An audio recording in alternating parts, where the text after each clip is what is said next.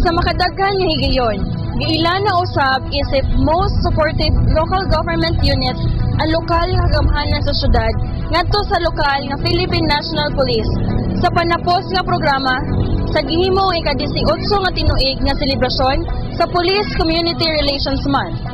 Kini gipahigayon dito sa Police Regional Office 6, Camp Martin Delgado, Iloilo City niadto Hulyo 29, 2013. Ang maong kalihukan ginasaulog kada bulan sa Hulyo matag tuig. Diin ang tema karon tuiga mao ang serbisyong makatotohanan at matatag na ugnayan sa pambansang pulisya at mamamayan tungo sa matuwid na daan.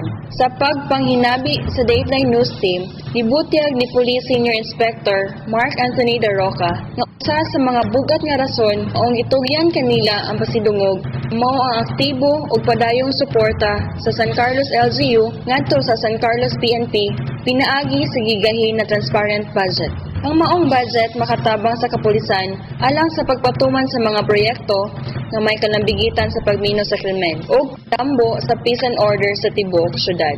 Sa laing bahin, usa sa mga proyekto sa San Carlos PNP nga nagmalampuson mao ang Paaralan Mo, Mahal Ko. Kini usa ka school-based project with child-friendly approach nga ang tumong mo ang pagmando, pagtambag ug giya sa mga kabataan kabahin sa pagrespeto ug pagtuman sa mga balaod dakip na sa kapulisan, paglikha sa krimen, moral ug value enhancement, paghigugma sa yutang na tawhan, pagmakinasudnon ug uban pang mga kalihukan nga makatabang aron mahimong responsableng pagkalungsuranon. Si Police Senior Inspector Da Roca ang nimbarog isip halili ni Mayor Gerardo Valmayor aron sa pagdawat sa plaque of appreciation isip pasidungog sa syudad.